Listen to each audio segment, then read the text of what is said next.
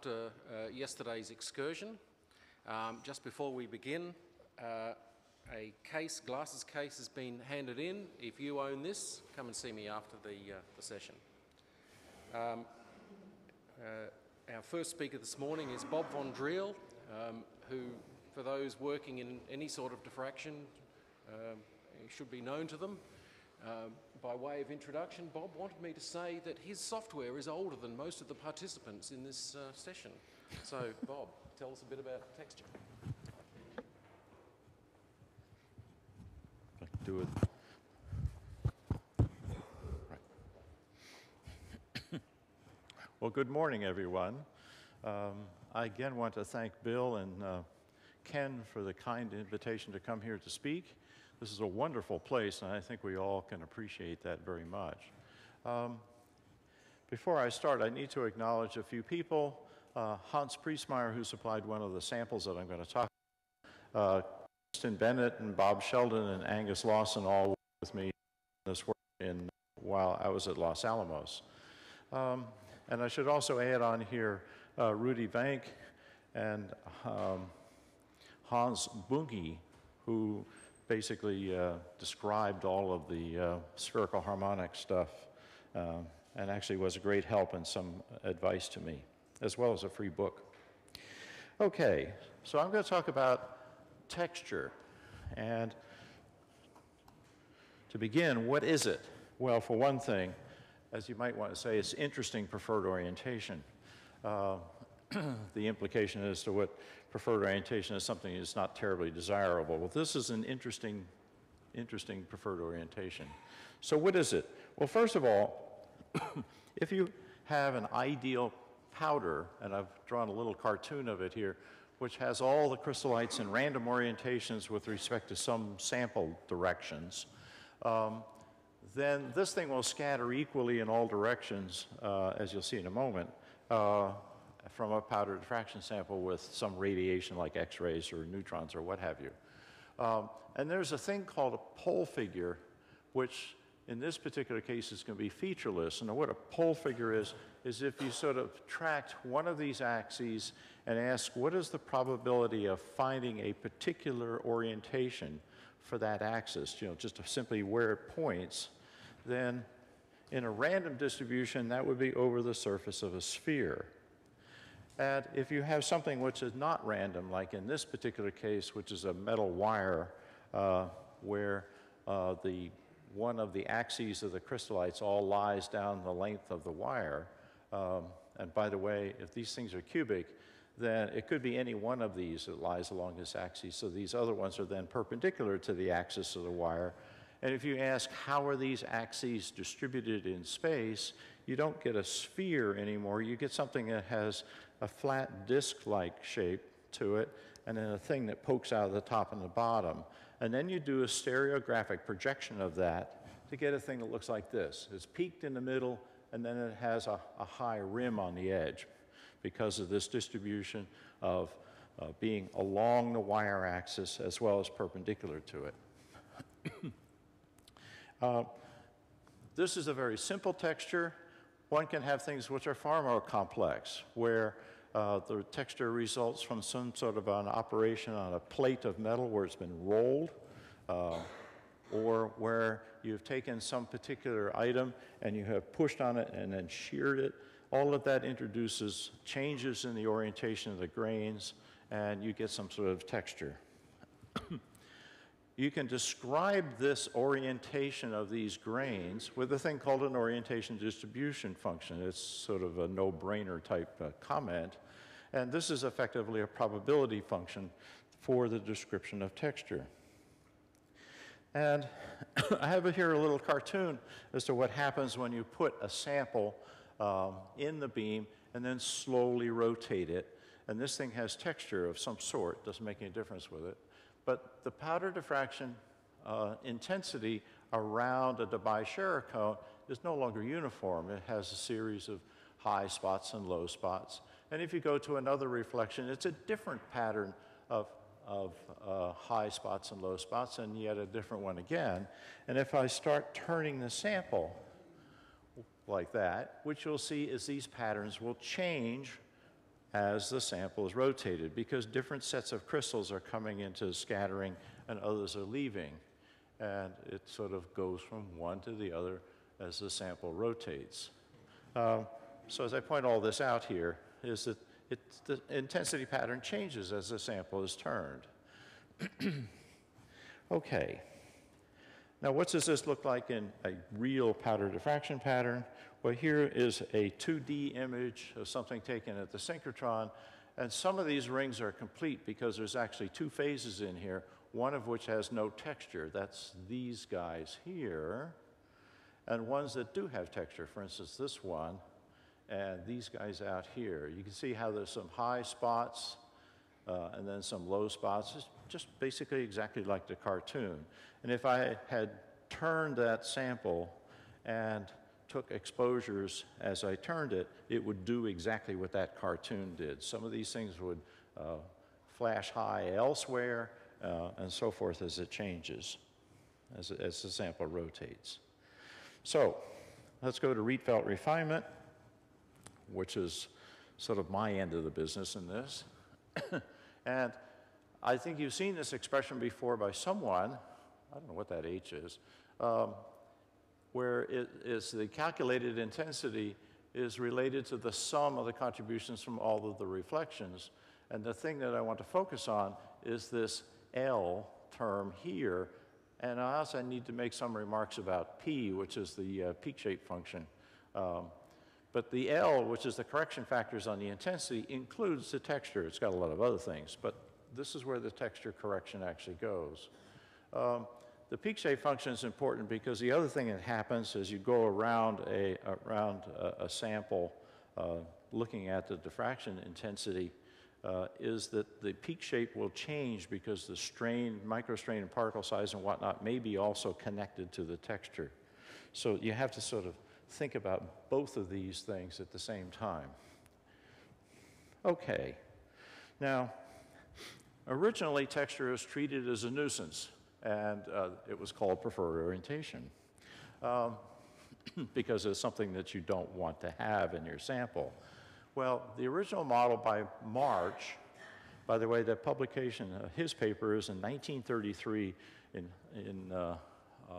German. I don't think anybody apart from Deleuze has read it. I certainly have taken a look at it and was, Anyway, his description of the situation is that you have basically, shall we say, a gas of ellipsoidal particles that you allow to pack. And what will happen as you pack ellipsoidal particles is that from random orientations, they will orient in some way when they fall down onto a surface. And so that's what this little description is here, is that as you put a uniaxial force on this sea of ellipsoidal particles, the particles will tend to reorient so that you get a distribution that looks like this. And this thing is basically an ellipsoid.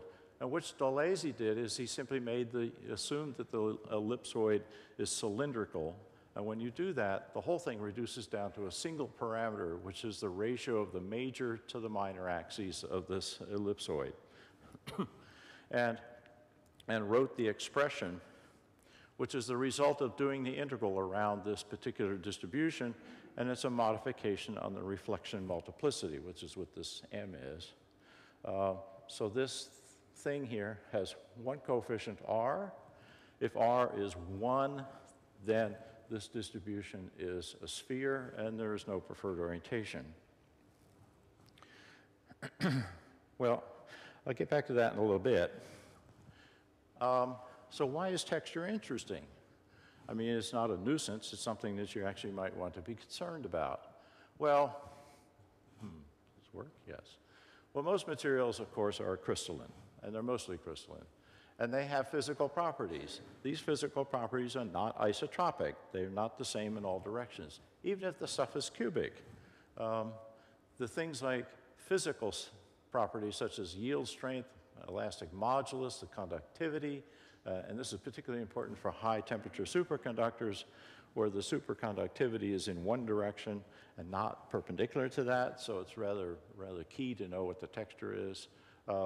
things which are made up of composites, where you have two things mixed together. The texture of one will affect the strength of the composite in that particular direction.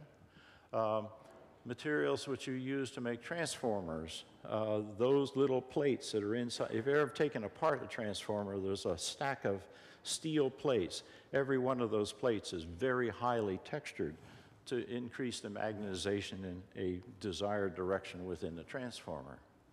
Things which undergo phase transformations all affect the texture of the material. Things that happen as a process of geophysics, of building mountains and whatnot, all of this. And actually, if you just look at the rocks around here, you can see the consequences of this. Various and sundry martensitic transformations and shape memory alloys work because they retain the texture, and that's how they recover their shape.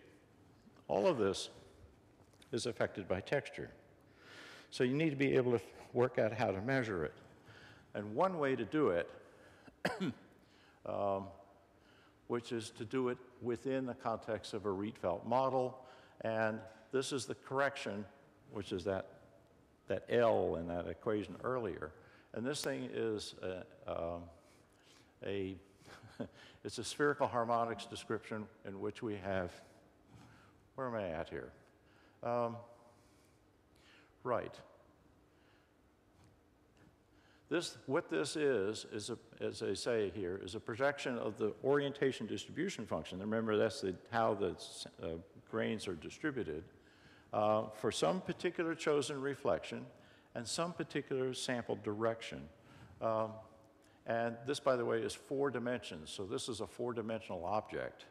The K's are the symmetrized spherical harmonics, and they account each for the sample symmetry, that's this one, and also for the crystal symmetry.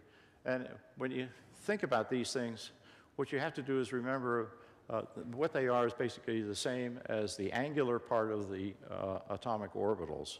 And one of the properties of those things is that they're orthogonal, and that turns out to have very desirable characteristics within a least squares context.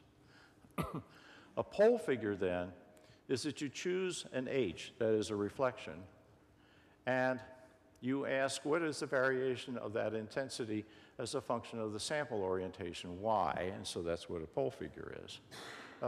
There's a thing called an inverse pole figure, which is basically the reverse of this, where you choose a particular direction, and then you ask what is the modification for all the reflection intensities. And that turns out to be identical to a neutron powder diffraction pattern, because the orientation is fixed on the instrument.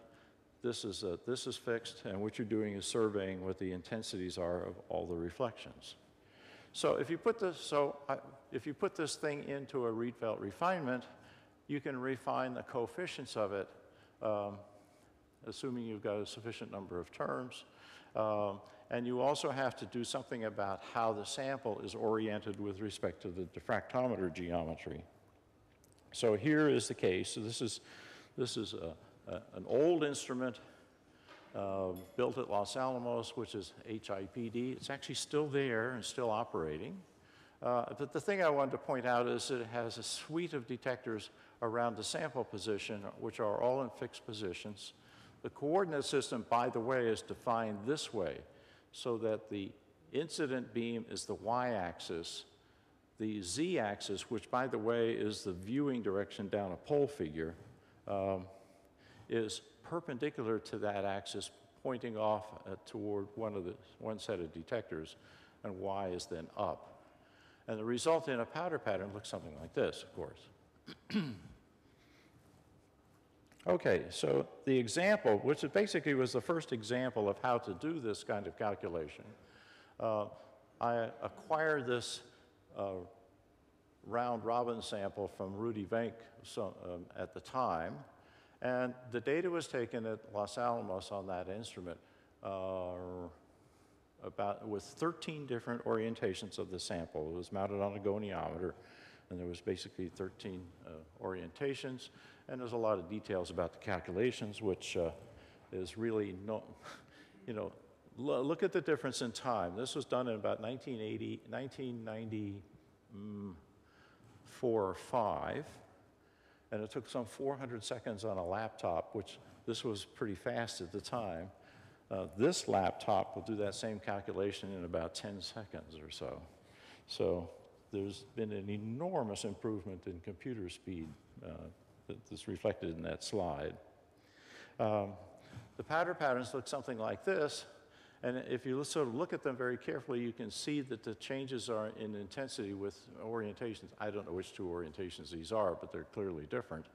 And the point is that if you just had one of these patterns, you could not do the crystal structure refinement because the intensities are all screwed up because of the texture, preferred orientation, if you like.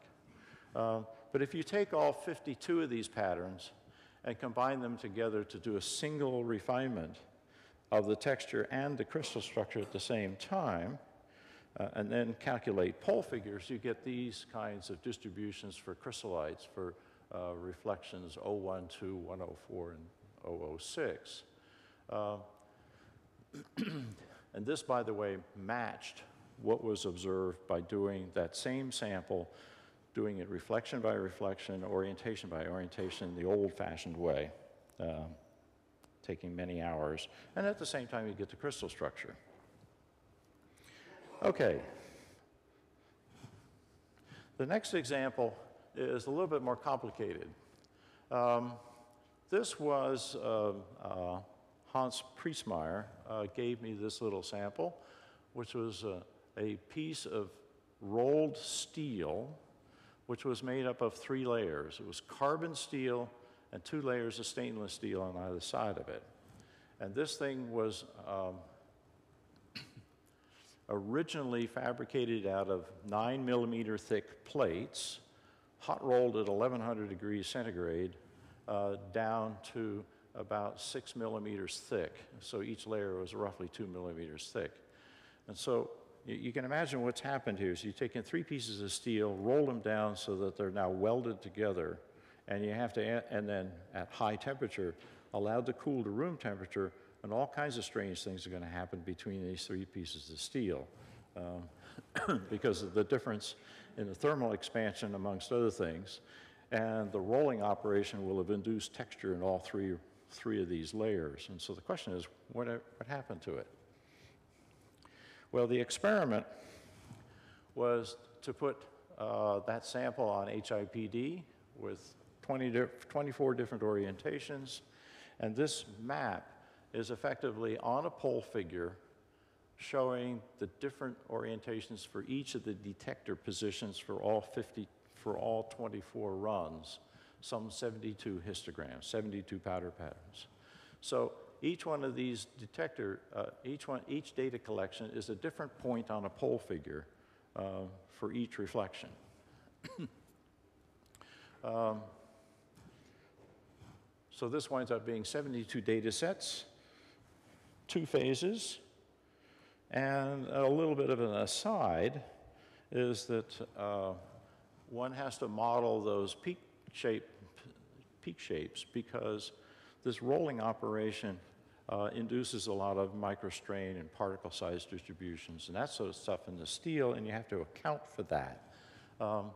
And by the way, in GSASS, this shows up as these coefficients in the peak shape functions. And then the stress and strain, which displaces the peaks, as you can see here, shows up as this expression for cubic materials, and that's, again, something else that has to be dealt with. And I can skip this one. So here's the details of the refinement. The 72 data sets, some 57,000 data points in them, and nowadays this is a small problem, and you can see the timing back then of some 200 odd seconds a cycle, and now it does it in about 5 or something like that. But this is not a small calculation. There's nearly 1,000 parameters in this problem. Now, the other thing that's important in here is that there's a little thing called a texture index that tells you how strong the texture is. And it's calculated from the from those coefficients C, and if you put into this equation, you'll get a number which tells you how strong the texture is.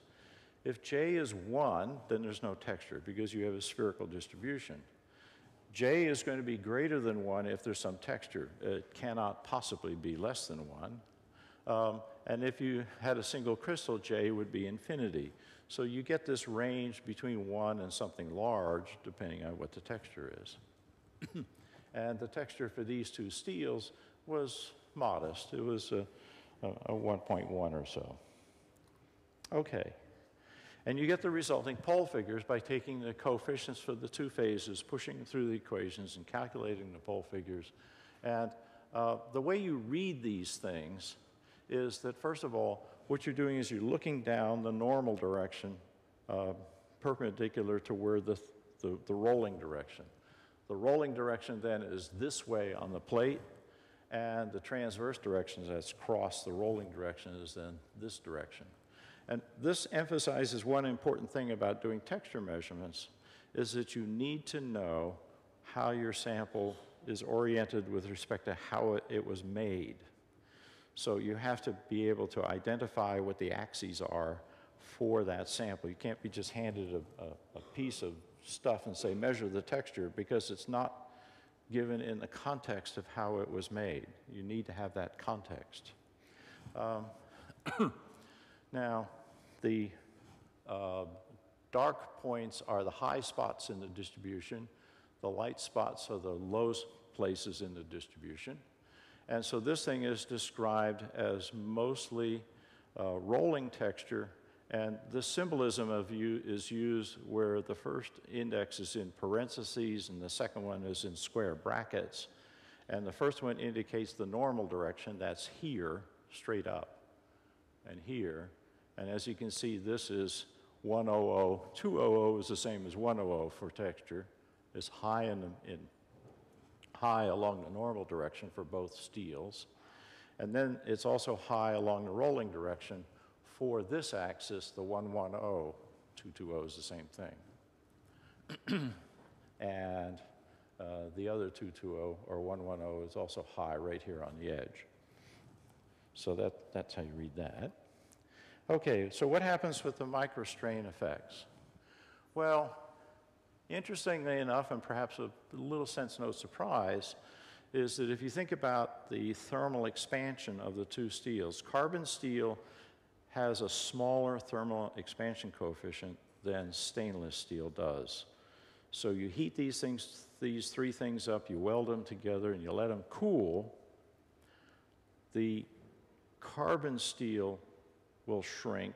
The stainless steel will try to shrink more, and that will put a stress on the carbon steel and also leave a stress on the stainless steel. So in the plane, the stainless steel will be under tension, and the carbon steel will be under compression in the plane between the two steels. And you see that you see that in the response of the let's see, which one's which here? I think this is the stainless steel and this one's the carbon steel. I can't tell from looking at it. Where one is under tension and the other one's under compression as you go between the vertical and the horizontal. And, oh, that was the stainless steel. The carbon steel is the opposite way around, where it's under tension in the plane, and then under compression vertical, perpendicular to that. Okay. Now the broadening, the microstrain broadening is also the same sort of thing, goes on where there is not much until you get to about 45 degrees away from the normal direction. Then you have a lot of microstrain effects down close to the plane between the two steels. Okay, so this is a reasonably short little lecture, only 20 minutes or so, and it leaves lots of time for questions. So the texture is important. It's a little hard to eliminate. It certainly has a systematic effect on Rietveld refinement, but you can deal with that. And it may have a really strong result on the structural result, namely you can't fit this structure without having it in there. And the Rietveld refinement can be used for this kind of analysis, and there is an advantage to using neutrons because you can get through this kind of steel plate. Although one could do the same kind of experiment with high energy X-rays and the same sort of way. And the rest of it has to do with the results on the sandwich, steel sandwich. Okay, and that's it. Thank you.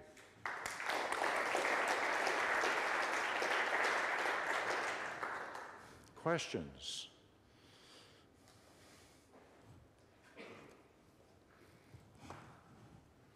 You caught me completely unawares by finishing early. So we'll take some questions, but a reminder, young people first, and state your name and institution very clearly, because if I don't write it down, you're not eligible for the prize. Okay, who was first? Over here.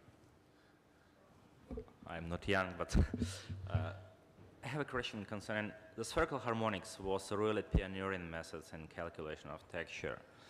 But afterwards, we have plenty of new methods, like, for example, component methods and optimization entropy methods. How do you consider these new methods and how, well, they overcome some problems of spherical harmonics, like how number of harmonics to be taken into account? What do you think about these new trends in texture evaluation? Well, the nice thing about the spherical harmonics, it goes back to the business about orthogonality. Within the context of a Rietveld refinement, it turns out that the texture coefficients, because of the orthogonality of the spherical harmonics, the texture coefficients are not correlated with each other.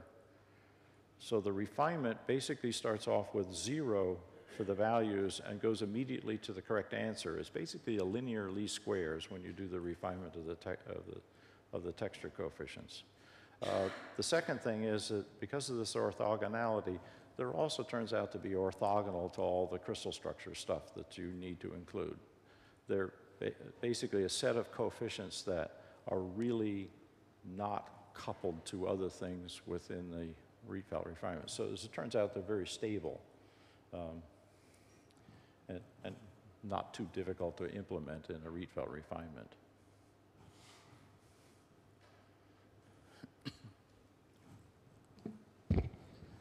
Shunli Wang from Oak Ridge National Lab. Bob, so a lot of the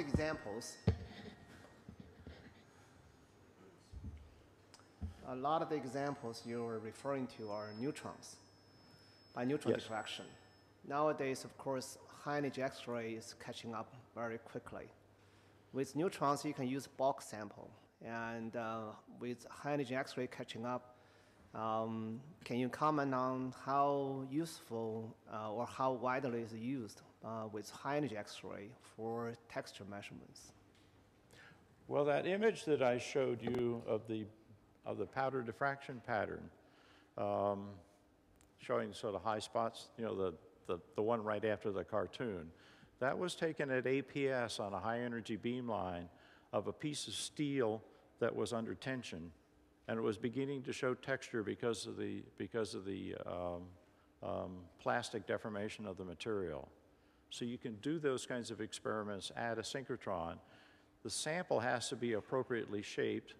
You have to use high energy X-rays to get the penetration through the material, but it's entirely possible to do it on a synchrotron with X-rays.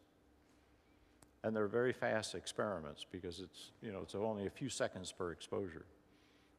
But you do have to change the orientation of the sample in order to be able to survey enough of the pole figure in order to get a texture measurement. So you have to not only rotate the sample this way, but you may also have to tip it in order to get the full coverage. The 2D image plate also gives you a full azimuthal ring, so you can also, so that also adds to the amount of information that you get. But it should be sufficient.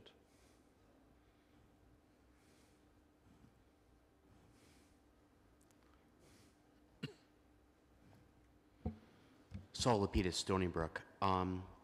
In the one with the carbon steel and you were doing modeling with spherical harmonics, how many orders of harmonics did you add, did you include? I think it was like 6 for one and 8 for the other.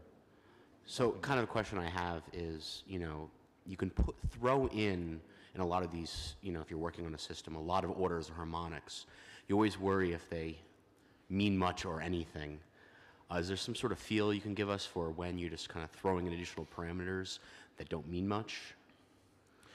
The number of orders for the spherical harmonics, the order of it, depends on how strongly textured the material is. Because what you're basically trying to do is use a harmonic description of what are peaks of a certain width.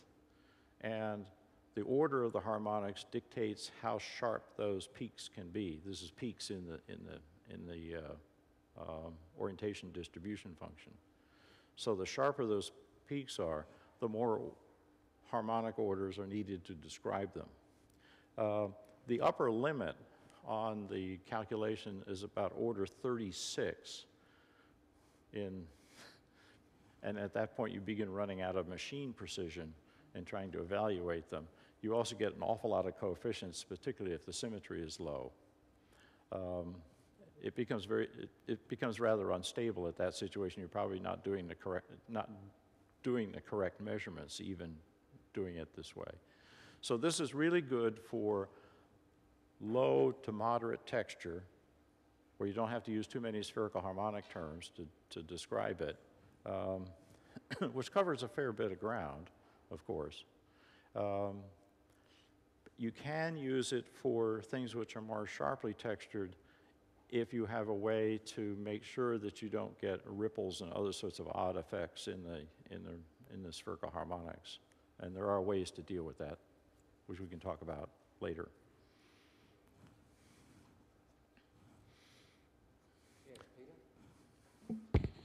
Old Peter from Stony Brook. I'm just wondering from the notes, is the coin real or fake? Or do I have to wait until after the coffee break? I believe, as it turned out, that coin was fake. And the way you would tell is that the way you make fake Roman coins is you make castings of them. You get a real one, and you make a mold, and then you fill it full of molten metal, and you cast it, and clean it up around the edges and maybe make it look a little dirty it up and whatnot, and there's a coin. Well, you can tell the difference between that and a real Roman coin, because a real Roman coin, they take a lump of metal, beat it out so it's flat, and then make the coin and trim all the edges off. And the texture of that is vastly different from the texture of something which is cast. And that's how you tell. And that one, I think, was a fake, as I remember.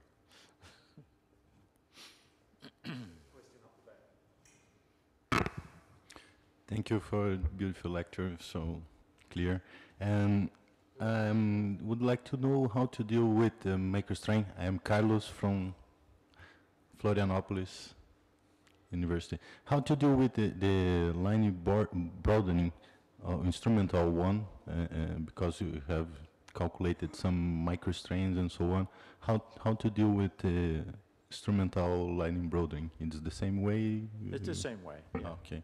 Yeah, that's all included in the peak shape functions in the normal Rietveld model. Yeah. It's just that it's different for different reflections in different histograms, and so you have to accommodate that in the calculations.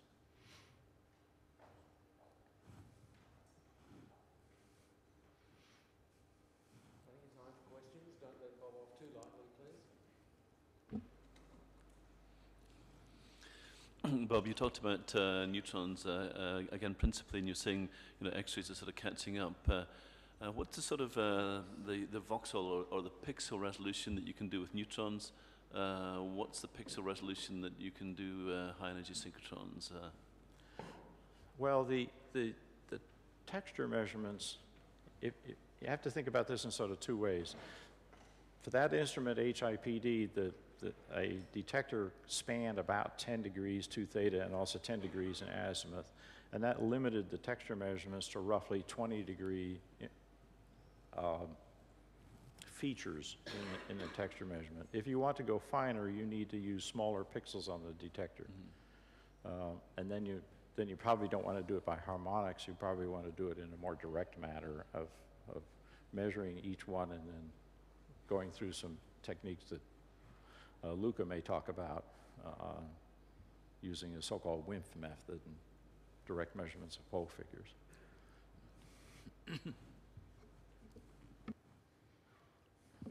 Ulyanenko, Rigaco, Berlin. In Jesus package, do you calculate microstrains, accounting all the texture, and do you count any grain interactions models if you calculate microstrains in Jesus?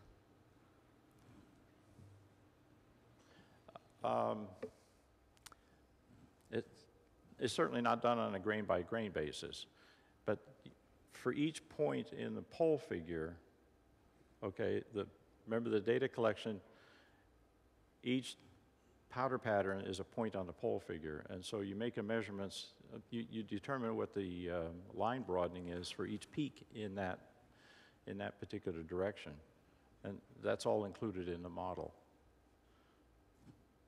Is that what you're after? Yeah, and microstrain, stress tensor, for example, do you calculate stress tensor in Jesus? Yeah. Yeah. So based on some uniaxial model or some biaxial or triaxial? Yeah, yeah. What you get are the microstrain coefficients themselves, and then, but if you don't get the stress, but you just get the strain, the microstrain. Right. There's John.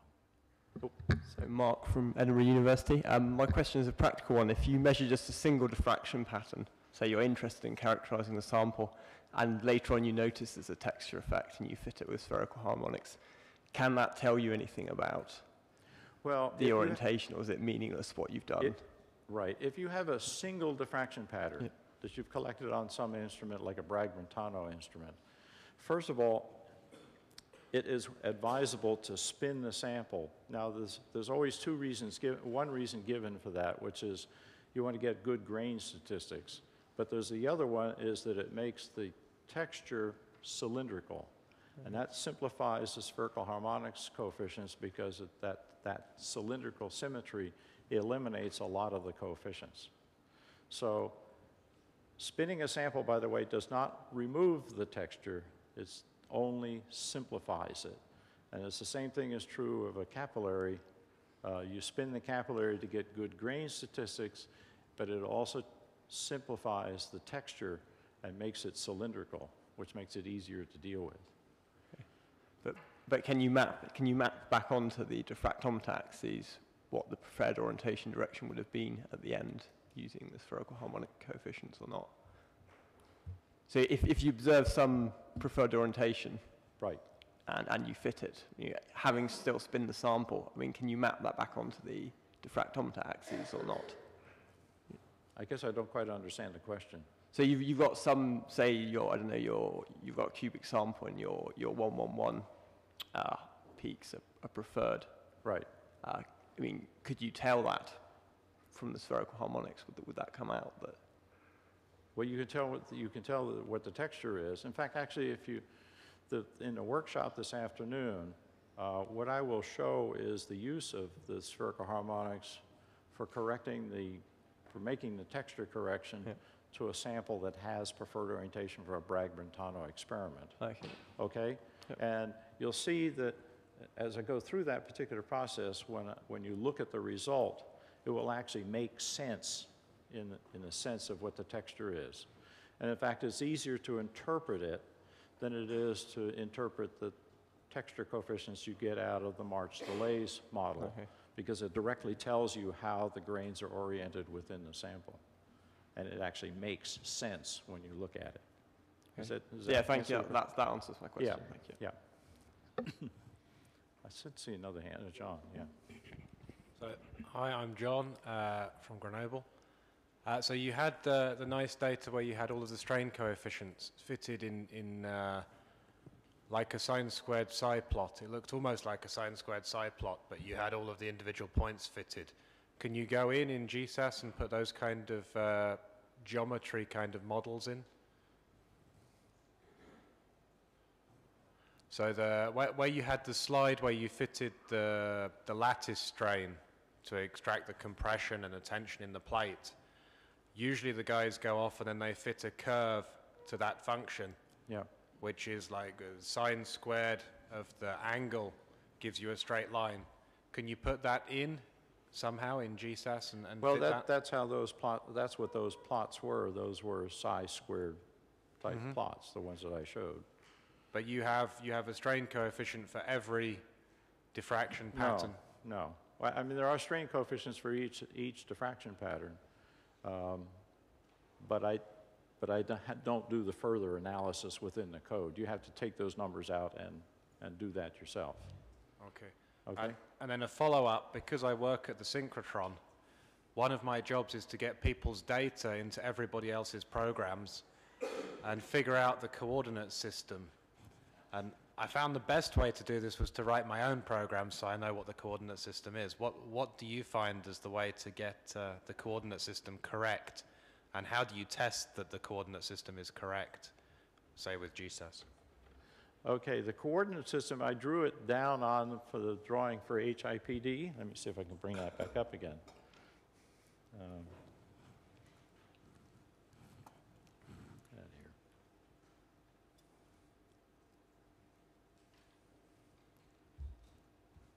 here. Yeah, there. In fact, let me... So how does that map That to way. your sample orientation angles in the code? Where is the four-circle diffractometer, say? Okay, the important thing is where this Z direction is, in some sense. Because it's defined, if you took this detector and brought it down to 0 degrees, okay, that's where the Z direction is. As you rotate that detector around, this coordinate system then rotates around the x-axis to make sure the Z points along the diffraction vector, okay, for the experiment. That's all done internally. So that's why the Z-axis, which is going to be the direction down the pole figure, because you're right, is that if you get these things all confused, then the pole figures are going to be not right because you'll be looking at the wrong projection, down the wrong direction, the wrong projection of the sample.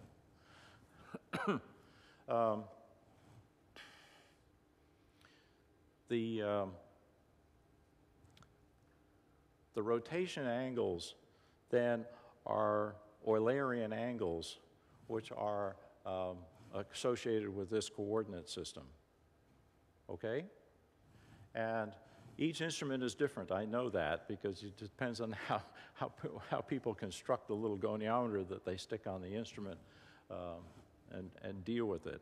And I mean, also the goniometer I was using on HIPD, it had two axes of rotation. One was an omega, and the other one was a chi. There was no phi.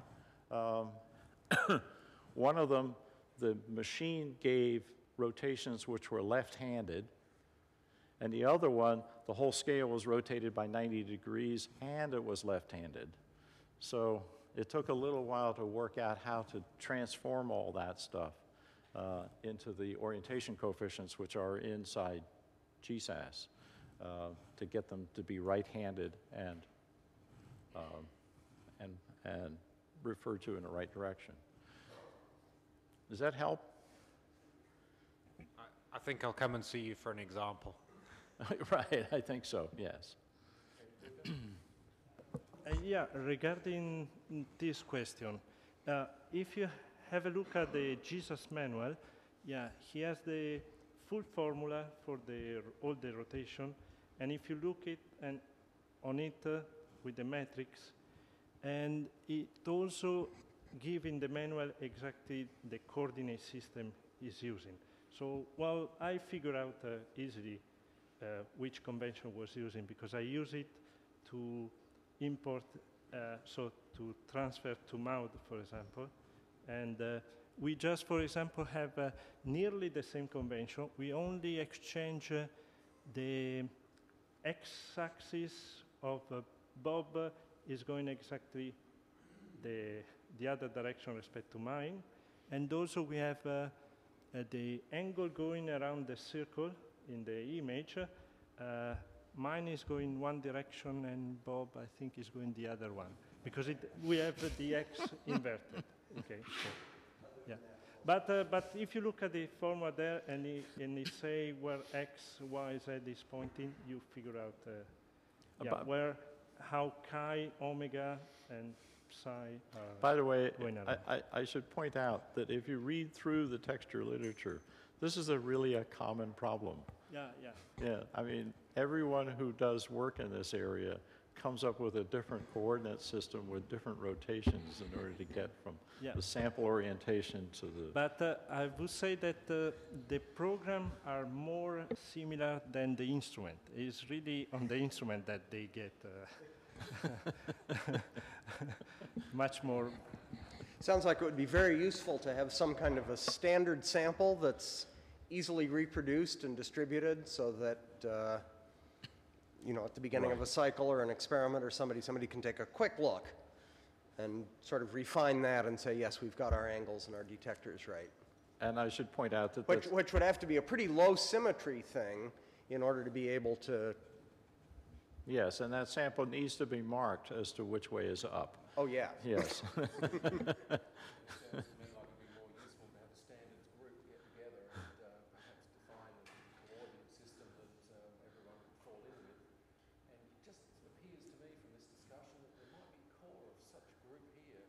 I invite Bob and Luca and John and Peter perhaps to they'll teach you for speaking up. It's